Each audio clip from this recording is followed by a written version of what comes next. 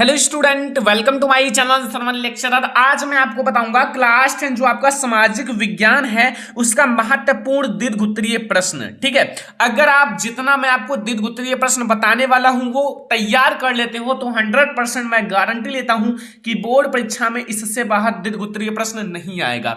Video को like कर देना, अगर आप चैनल पर नए हो तो सब्सक्राइब कर लेना, और जितना मैं आपको दीर्घउत्तरीय प्रश्न बताने वाला हूं उन सारे को याद करके ही बोर्ड परीक्षा में जाना। ठीक है, जैसा आप देख सकते हो पहला प्रश्न आप लोगों के सामने है, बहुत ज्यादा इंपॉर्टेंट है बोर्ड परीक्षा के लिए, और ये आपको कंप्लीट करके ही बोर्ड परीक्षा में जाना है।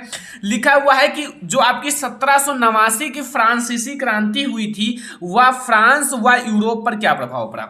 जैसे जो 1789 में फ्रांसीसी क्रांति हुई थी उससे फ्रांस जो है, फ्रांस और यूरोप पर क्या प्रभाव पड़ा, यह बहुत ज्यादा इंपॉर्टेंट क्वेश्चन है। ठीक है, तो यहां उत्तर है कि 1789 में फ्रांस में जो क्रांति हुई उसके फ्रांस व यूरोप पर निम्नलिखित व्यापक प्रभाव पड़ा।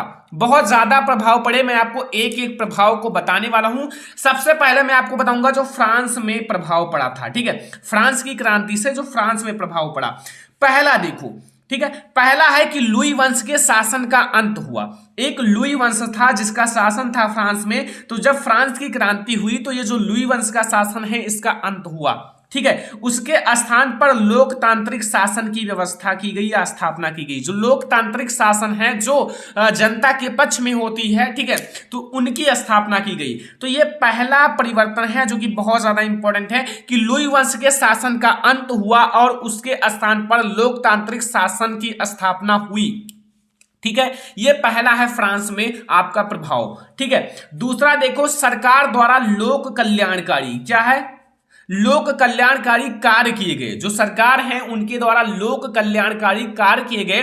जैसे आप देख सकते हो सड़क बनवाए गए, पुल कई सारे बनवाए गए, नहर, अस्पताल, बांध, स्कूल आदि का निर्माण किया गया। ठीक है, जैसे जो बच्चे हैं वो स्कूलों में जाकर शिक्षित हो सके, सड़क का निर्माण किया गया कि ज्यादा, जैसे आपके एक गांव से दूसरे गांव में बाजार जाना हो तो सड़कों का भी निर्माण किया गया, अस्पतालों का गांव गांव में निर्माण किया गया। तो ये सारी चीजें बहुत ज्यादा इंपॉर्टेंट है। ठीक है, अगला देखो, यहां आपका तीसरा जो है, यहां जो फ्रेंच भाषा को राष्ट्रभाषा, जो फ्रेंच भाषा है, फ्रांस की भाषा है, उसको राष्ट्रभाषा और फ्रेंच तिरंगे को राष्ट्रीय ध्वज घोषित किया गया। जैसे जो फ्रांस की भाषा है उसको राष्ट्रभाषा और जो फ्रेंच तिरंगा है उसको राष्ट्रीय तिरंगा घोषित किया गया। ये ज्यादा इंपॉर्टेंट है क्योंकि भाई अगर उन्हीं के देश का मतलब तिरंगे को राष्ट्रीय तिरंगा घोषित किया गया और फ्रांस की भाषा को राष्ट्रभाषा भी घोषित किया गया तो ये बहुत अच्छी बात है। ठीक है, तो ये सारे परिवर्तन हुए, ये सारे प्रभाव हैं। यहां चौथा देख सकते हो कि आंतरिक आयात या निर्यात शुल्क हटा दिए गए। जो आंतरिक आयात और निर्यात शुल्क है उसको हटा दिए गए। ठीक है, साथ ही भार व नाप की एक समान व्यवस्था लागू की गई। जो भार और नाप, ठीक है, इनकी एक समान व्यवस्था लागू किया गया। ऐसा नहीं कि जो गरीब हैं उनके लिए दूसरा व्यवस्था और अमीर के लिए दूसरी व्यवस्था, नहीं, सभी के लिए एक समान व्यवस्था। जो गरीब हैं चाहे अमीर हो, सभी के लिए एक समान व्यवस्था लागू किया गया। ठीक है, यहां देखो अगला पॉइंट पांचवा है कि शासन, जो आपका शासक है, शासक और पादरी वर्ग के विशेष अधिकारों का अंत किया गया। जैसे ये सारे जो वर्ग थे ये राज करते थे। ठीक है, लेकिन इनका अंत किया गया तथा कानून के समक्ष सबको बराबर माना गया और संपत्ति के अधिकारों को सुरक्षित बनाया गया। जो जैसे देखो कानून के सामने सभी को बराबर माना गया, चाहे वो चाहे जिस वर्ग के हो, चाहे मध्यम वर्ग के हो, चाहे पादरी वर्ग और चाहे निम्न वर्ग के, सभी को अच्छा माना गया, कानून के समक्ष बराबर माना गया। ठीक है, तो ये बहुत ज्यादा इंपॉर्टेंट है। ये है फ्रांस में प्रभाव। 5 प्रभाव अगर आप ये लिख देते हो एक भी मार्क नहीं कटेगा। सबसे पहले मैंने आपको बता दिया कि जो फ्रांस में प्रभाव पड़ा था। ठीक है, तो ये आपका फ्रांस में प्रभाव। अभी हमें क्या समझना है, एक और समझना है यूरोप पर प्रभाव। तो अब हम लोग समझ लेते हैं यूरोप पर क्या प्रभाव पड़ा। तो अब आप लोग हेडिंग डालिएगा यूरोप पर प्रभाव। तो यूरोप पर कई सारे प्रभाव पड़े। जैसे पहला देख सकते हो, यूरोप में भी राष्ट्रवाद को मजबूती मिली और राज्यों का उदय होने लगा।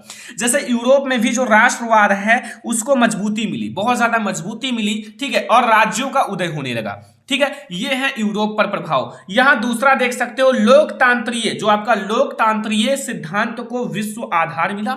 ठीक है, जो लोकतांत्रिक सिद्धांत हैं उनको विश्व आधार मिला तथा सरकार जनता द्वारा और जनता के लिए होनी चाहिए, इस विचार पर बल दिया गया, इस विचार को बल दिया गया। जैसे सरकार, जो सरकार है, जैसे जनता अगर वोट देती है तभी सरकार बनता है, तो यहां इस पर बल दिया गया कि सरकार जनता द्वारा, देखो सरकार जनता के द्वारा ही बनाई जाती है, तो सरकार जनता द्वारा और जनता के लिए होनी चाहिए। अगर सरकार जनता के द्वारा बनाई जाती है तो सरकार जनता के लिए होनी चाहिए, जनता का भला सोचना चाहिए, ठीक है, जनता को ज्यादा से ज्यादा लाभ देना चाहिए, ये सारी इस पर बल दिया गया। ठीक है, ये है यूरोप पर प्रभाव, बहुत ज्यादा इंपॉर्टेंट है। यहां तीसरा देख सकते हो कि यूरोप में भी सामाजिक, जो आपका सामाजिक विचारधारा का प्रचार होने लगा, जो सामाजिक विचारधारा है उनका प्रचार होने लगा, जिस कारण जो आपका सामाजिक है, ठीक है, आर्थिक है, राजनीतिक है, समानता के सिद्धांतों पर बल दिया जाने लगा। ठीक है, जैसे सामाजिक जो है, राजनीतिक आपके एंड आर्थिक समानता के सिद्धांतों पर बल दिया जाने लगा। ये है यूरोप पर प्रभाव हमारा तीसरा। चौथा देखो जो यूरोप पर प्रभाव है वह यूरोप के जो निरंकुश राजतंत्रों के ने अपने यहां जो क्रांतिकारियों का दमन करना आरंभ कर दिया। तो ये हैं चार आपके यूरोप पर प्रभाव। अगर आप यूरोप पर और फ्रांस पर दोनों प्रभाव याद कर लेते हो तो ये लॉन्ग क्वेश्चन आपका बिल्कुल कंप्लीट हो जाएगा। नोट्स बना लो, आप लोग नोट्स बनाकर याद करो कि आपका एक भी क्वेश्चन बोर्ड परीक्षा में छूटे ना। ये हमारा पहला मोस्ट इंपॉर्टेंट लॉन्ग क्वेश्चन है जो बोर्ड परीक्षा में तैयार करके ही जाना है। ठीक है, तो ये आई होप कि आप लोग जान गए होंगे और आप लोग नोट्स बनाकर इसको बार बार याद करेंगे। ठीक है, तो अब हम लोग देखते हैं अगला क्वेश्चन। ये क्वेश्चन बोर्ड परीक्षा के लिए सबसे ज्यादा इंपॉर्टेंट है और मैं आपसे यही रिक्वेस्ट करूंगा कि आप ये क्वेश्चन तैयार करके ही बोर्ड एग्जाम में जाना, क्योंकि ये बहुत ज्यादा इंपॉर्टेंट क्वेश्चन है और मैंने देखा है कई बार मॉडल पेपर और आपका प्रीवियस ईयर पेपर में पूछा गया है। लिखा गया है कि इटली के एकीकरण में महत्वपूर्ण भूमिका निभाने वाले 3 नेताओं का नाम लिखना है। ठीक है, या फिर इसी प्रश्न को पूछ सकता है इटली के एकीकरण की प्रक्रिया का वर्णन करो। जैसे इटली के पूरी एकीकरण प्रक्रिया का वर्णन कीजिए। इन 2 प्रकार से यह प्रश्न पूछा जा सकता है। तो मैं आपको पूरा इटली का एकीकरण समझाने वाला हूं, आपको हमेशा याद रहेगा। ठीक है, सबसे पहले आपको क्या करना है कि 19वीं शताब्दी में इटली के एकीकरण की प्रक्रिया हुई जो निम्न प्रकार से है। कब हुई ये याद रखना, 19वीं शताब्दी में। ठीक है, 19वीं शताब्दी में जो इटली के एकीकरण की प्रक्रिया प्रारंभ हुई जो निम्न प्रकार से है। हम एक एक को देखने वाले हैं। जैसा पहला देखो, पहला है इस समय। ठीक है, इस समय जो इटली है अनेक वंशानुगत राज्यों व बहुराष्ट्रीय हैब वर्ग, ठीक है, राज्यों में बिखरा हुआ था। मतलब इटली कई सारे अनेक जो आपका अनेक वंशानुगत राज्यों व बहुराष्ट्रीय हैब वर्ग जो साम्राज्यों में बिखरा हुआ था। बहुत ज्यादा जो इटली बिखरा हुआ था। ठीक है, ये बहुत ज्यादा इंपॉर्टेंट है। फिर दूसरा जो हमारा पॉइंट है वो समझो कि 1830 के दशक में जो ज्यूसेppe मैत्सनी, ये याद रखना, एक आपके नेता है। ठीक है, इनमें जो भूमिका निभाने वाले ज्यूसेppe मैत्सनी ने इटली को एकीकृत करने के लिए प्रयास, जो सबसे ज्यादा प्रयास किया, क्या किया, सबसे ज्यादा प्रयास किया और उसने यंग इटली, ठीक है, नामक गुप्त संगठन स्थापित किया। ध्यान से समझना क्या कहना चाहता हूं कि 1830 के दशक में जो ज्यूसेppe मैत्सनी ने इटली को एकीकृत करने के लिए सबसे ज्यादा प्रयास किया और उसने यंग इटली नामक गुप्त संगठन की स्थापना की। ठीक है, ये क्वेश्चन ऑब्जेक्टिव में पूछा जाता है कि यंग इटली सोसाइटी की स्थापना किसने की, तो आप याद रखना मैत्सनी, ठीक है, या फिर मैंजनी, कोई दिक्कत नहीं, दोनों एक है। यहां देखो अगला तीसरा है कि सार्डिनिया पीडमार्ट, जो सार्डिनिया पीडमार्ट के प्रधानमंत्री हैं, ये सार्डिनिया पीडमार्ट के प्रधानमंत्री काबूल, ये दूसरे नेता हैं। 3 नेता का बताया गया है इसमें, तो ये दूसरे हैं कि सार्डिनिया पीडमार्ट के प्रधानमंत्री काबूल ने इटली के राज्यों को संगठित करने के लिए प्रारंभ हुए, मतलब प्रारंभ किया या प्रारंभ हुए, ठीक है, जो प्रारंभ हुए आंदोलन को नेतृत्व प्रदान किया। मतलब जो आंदोलन प्रारंभ किया गया कि इटली को एकीकृत किया जाए, ठीक है, तो उनको समर्थन दिया। लाइक यहां आप देख सकते हो कि सार्डिनिया पीडमार्ट के जो प्रधानमंत्री काबूल ने इटली के राज्यों को संगठित करने के लिए प्रारंभ हुए आंदोलन को नेतृत्व प्रदान किया और फ्रांस व सार्डिनिया पीडमार्ट के बीच एक कूटनीतिक संधि की। एक कूटनीतिक संधि की। ठीक है, तो ये बहुत ज्यादा इंपॉर्टेंट है, आप याद रखना। ठीक है, यहां अब हम अगला पॉइंट देखेंगे। जो हमारा अगला पॉइंट है वो देखो, समझना है, सारे पॉइंट्स आपको याद कर देना है। ठीक है, लिखा क्या है कि आपका 1859 ईस्वी में 1859 ईस्वी में सार्डिनिया पीडमार्ट ने ऑस्ट्रिया को पराजित किया, जो ऑस्ट्रिया है उसे पराजित किया। ठीक है, एंड इस युद्ध में ज्यूसेप्पे गैरिबाल्डी के नेतृत्व में अनेक सैनिकों ने भाग लिया। ये भी आपके नेता हैं, तो अनेक सैनिकों ने भाग लिया। ठीक है, तो यहां आपको ये समझ लेना है कि जो 1859 में सार्डिनिया पीडमार्ट ने ऑस्ट्रिया को पराजित किया। किसको पराजित किया? ऑस्ट्रिया को। याद रखना, ये ऑस्ट्रिया है, ऑस्ट्रिया को पराजित किया। और इस युद्ध में जो ज्यूसेप्पे गैरिबाल्डी के नेतृत्व में अनेक सैनिकों ने भाग लिया, इनके नेतृत्व में बहुत सारे सैनिकों ने भाग लिया। ठीक है, फिर यहां हमारा लास्ट नंबर पॉइंट है 5वां, इतना याद कर लेना बस, कि 1861 ईस्वी में विक्टर इमैनुएल द्वितीय को एकीकृत इटली का राजा घोषित किया गया और 1870 ईस्वी यह जो है एकीकरण पूर्ण हुआ। ठीक है, तो ये समझ में आया। यहां क्या कह रहा है कि 1861 में विक्टर इमैनुएल द्वितीय को एकीकृत इटली का राजा घोषित किया गया और यह 1870 ईस्वी में यह एकीकरण पूर्ण हुआ। तो 1870 ईस्वी में जो आपका इटली का एकीकरण है ये पूर्ण हुआ था। तो ये हमारा है 5 नंबर पॉइंट, और इतना अगर आप इटली के एकीकरण में याद करके जाते हो तो आपको फुल मार्क मिलेगा। ठीक है, ये आपके मेन पॉइंट हैं जो आप लिख दोगे तो एग्जामिनर पढ़ेगा तो समझ जाएगा बच्चे ने पढ़ाई किया है और हाँ अच्छे अच्छे पॉइंट्स को लिख दिया है। तो ये हमारे हैं इटली के एकीकरण। आप ये 2 प्रश्न ऐसे पूछा जा सकता है, तो ये याद रखना। ठीक है, तो ये हमारा है इटली का एकीकरण।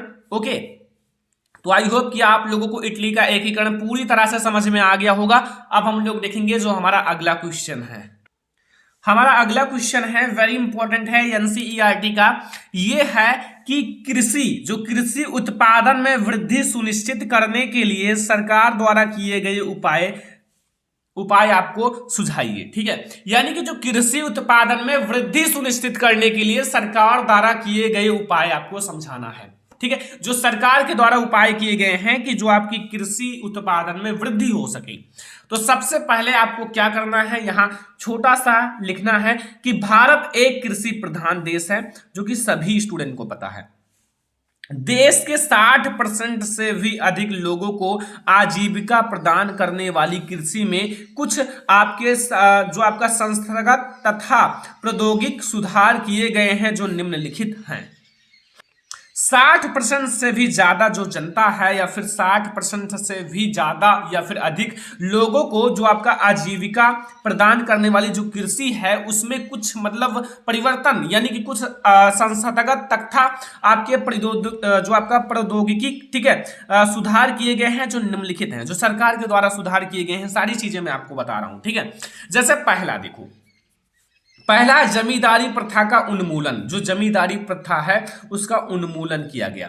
जैसे देख सकते हो किसानों के लिए जमींदारी प्रथा एक अभिशाप थी। क्या थी? अभिशाप थी। जो जमींदारी प्रथा थी एक अभिशाप थी, इसलिए सरकार ने जमींदारी प्रथा को समाप्त करके भूमिहीन काश्तकारों को जमीन का मालिकाना हक दे दिया।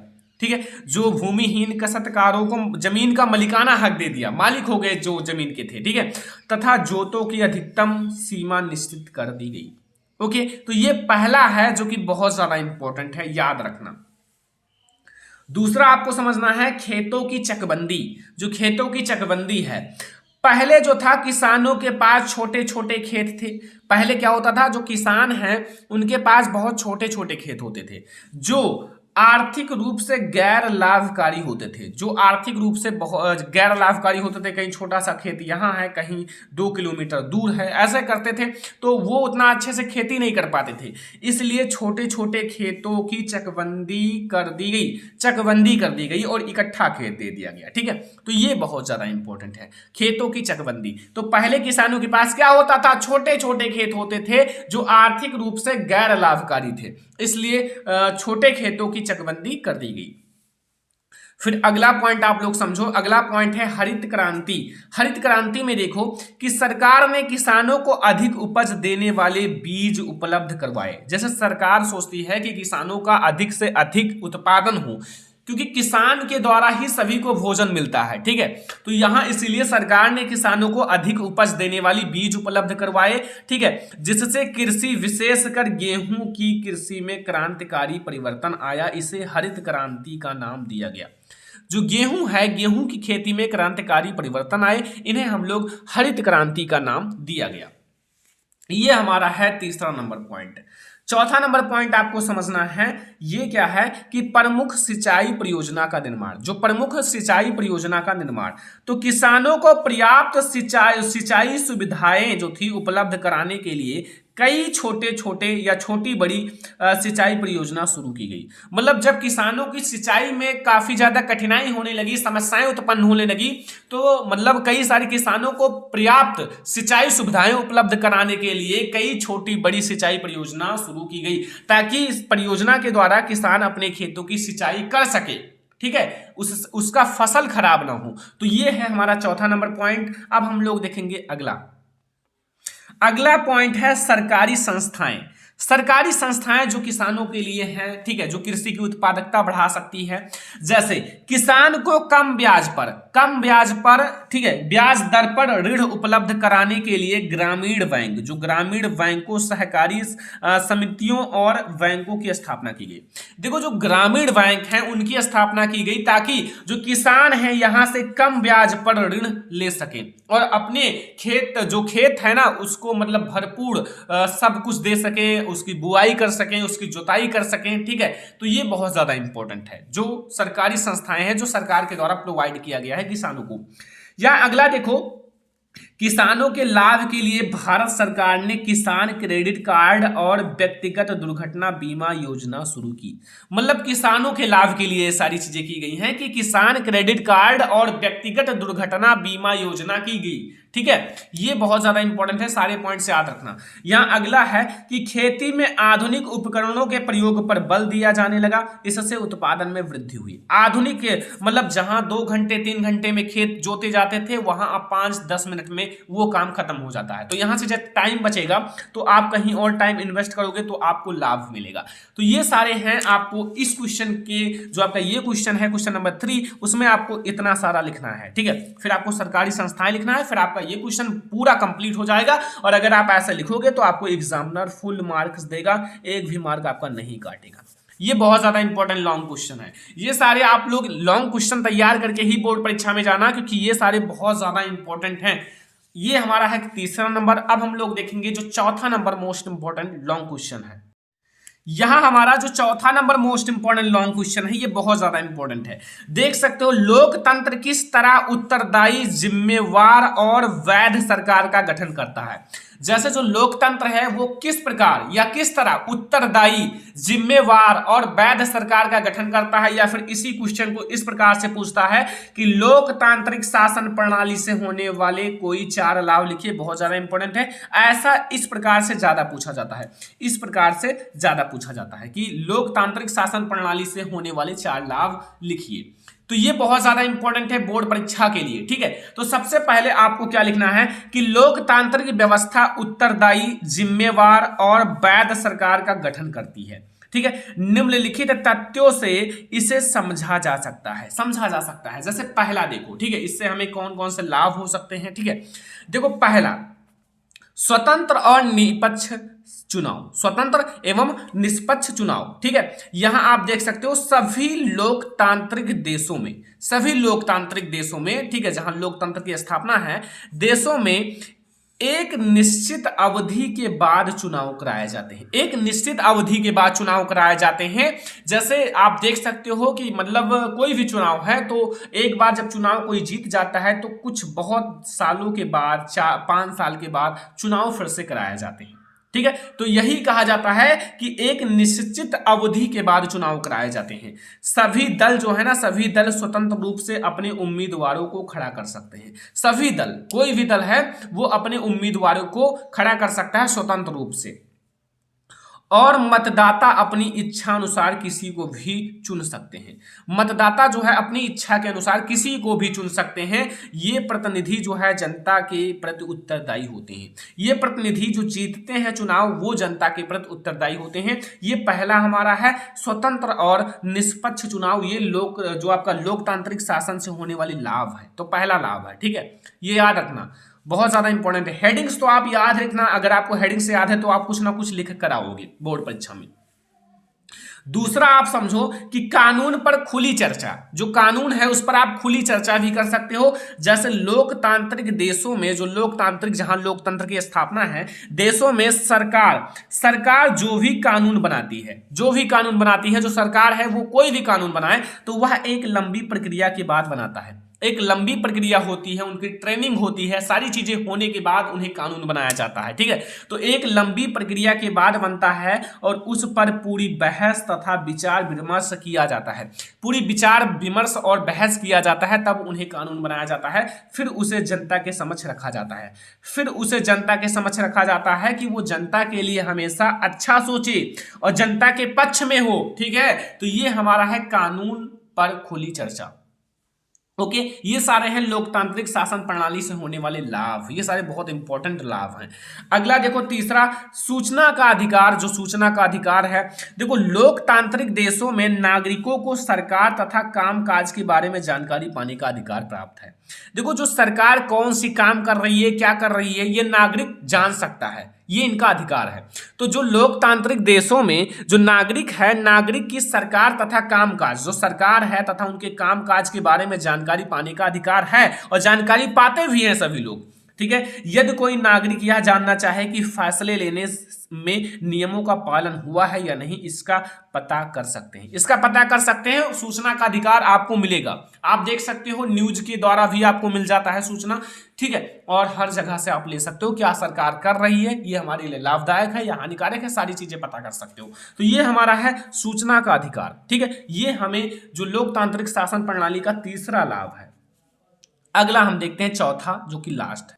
चौथा लाभ आप लोग समझो, जो कि बहुत ज्यादा इंपॉर्टेंट है, कि जवाबदेह सरकार का गठन। जो जवाबदेह सरकार का गठन, ठीक है, यहां देखो लोकतांत्रिक जो है, लोकतांत्रिक व्यवस्था में एक ऐसी सरकार का गठन होता है, जो लोकतांत्रिक व्यवस्था है, लोकतांत्रिक व्यवस्था में एक ऐसी सरकार का गठन होता है जो कायदे कानून को मानती है, जो कायदे कानून को मानती है, कानून को मानता है और लोगों के प्रति जवाबदेह होता है। लोगों के जवाब को दे, कोई भी जनता कोई भी सवाल पूछे तो उसका जवाब दे। ठीक है, तो लोगों के प्रति जवाबदेह होता है। इस प्रकार लोकतांत्रिक शासन व्यवस्था निश्चित रूप से अन्य शासनों से बेहतर है।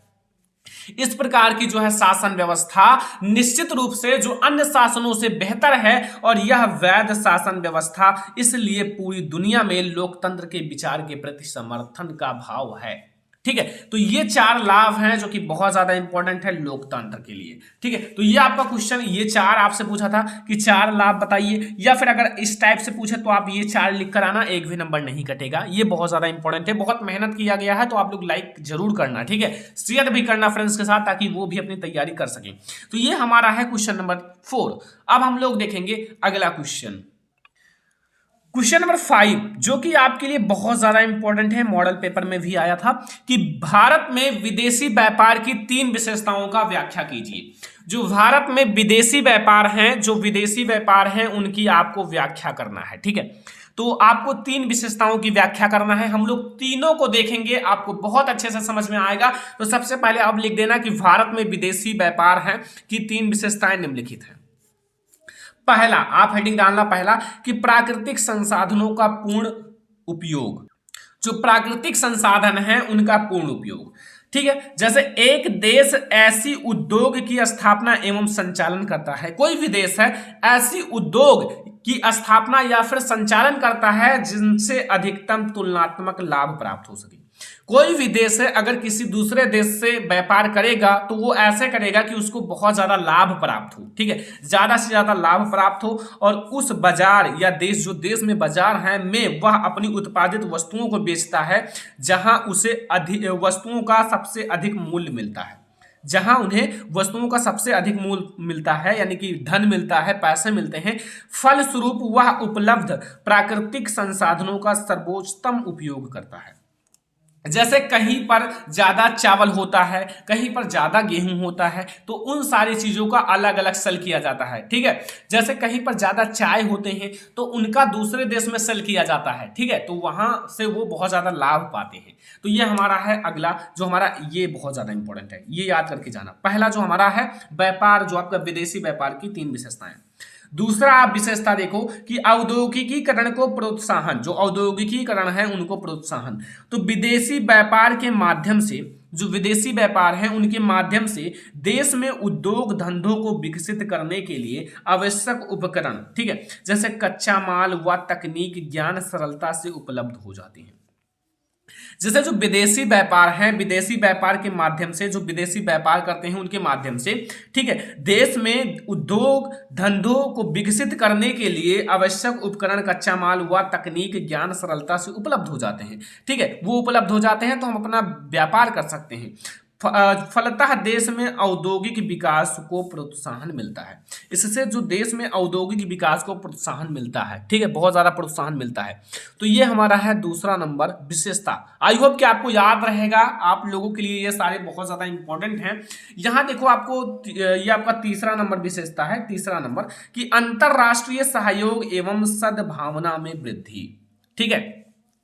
विदेशी व्यापार या फिर विदेश व्यापार फलस्वरूप विभिन्न देशों के नागरिक, जो विदेशी व्यापार हैं या विदेश व्यापार के फलस्वरूप जो विभिन्न देशों के नागरिक हैं एक दूसरे के संपर्क में आते हैं।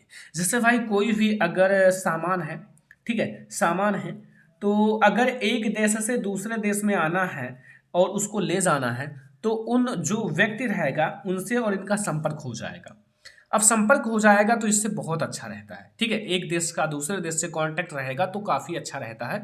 तो वहाँ जब इस देश में कोई सामान की कमी होगी तो उसे भेज दिया जाएगा, क्योंकि एक सामान से मित्र के सामान हो जाते हैं, ठीक है, संपर्क में आते हैं और एक दूसरे के विचारों और दृष्टिकोण से परिचित होते हैं, एक दूसरे से परिचित होते हैं, ठीक है, ये सारे बहुत ज़्यादा इंपॉर्टेंट है। और फलस्वरूप सांस्कृतिक सहयोग एवं परस्पर विश्वास में वृद्धि होती है, और विश्वास में वृद्धि होती है। तो ये है अंतरराष्ट्रीय सहयोग एवं सद्भावना में वृद्धि। तो ये 3 विशेषताएं हैं, अगर आप याद करके जाओगे तो आई होप कोई दिक्कत नहीं होगा। और ये बहुत ज़्यादा इंपॉर्टेंट क्वेश्चन है जो आपको बोर्ड परीक्षा में बहुत ज़्यादा मदद करेंगे, ठीक है। तो ये क्वेश्चंस आप लोग नोट कर लेना, जितना क्वेश्चंस बताया गया है उनको नोट करके आप उसका रिवीजन करना, बार बार याद करना कि आप लोगों को ये क्वेश्चन बोर्ड परीक्षा तक याद रहे, ठीक है, बोर्ड परीक्षा का तक आप ना भूलो, ओके। तो ये आपके लिए बहुत ज़्यादा इंपॉर्टेंट है। तो ये है हमारा आज का सबसे महत्वपूर्ण वीडियो, जिसमें मैंने आपको कई सारे सामाजिक विज्ञान के लॉन्ग क्वेश्चन कराए जो आप लोगों के बोर्ड परीक्षा के लिए सबसे ज्यादा इंपॉर्टेंट है, ठीक है। अगर आपको ये वीडियो पसंद आया हो, केवल वीडियो को लाइक करना है, शेयर करना है अपने फ्रेंड्स के साथ। अगर आप चैनल पर नए आए हो तो सब्सक्राइब कर लेना। किसी भी सब्जेक्ट में दिक्कत है कमेंट कर सकते हो, ताकि हम आप लोगों के कमेंट को देखकर आप लोगों के लिए अच्छे से अच्छे वीडियो बना सकें, ठीक है। तो ये है हमारे सामाजिक विज्ञान का जितने भी महत्वपूर्ण दीर्घ उत्तरीय प्रश्न हैं। अगर आपको लघु उत्तरीय प्रश्न का वीडियो चाहिए तो कमेंट करना, ठीक है। इस वीडियो को लाइक कर देना, चैनल पर नए हो तो सब्सक्राइब कर लेना। चलो फिर मिलते हैं नेक्स्ट इंपॉर्टेंट वीडियो में, तब तक के लिए धन्यवाद।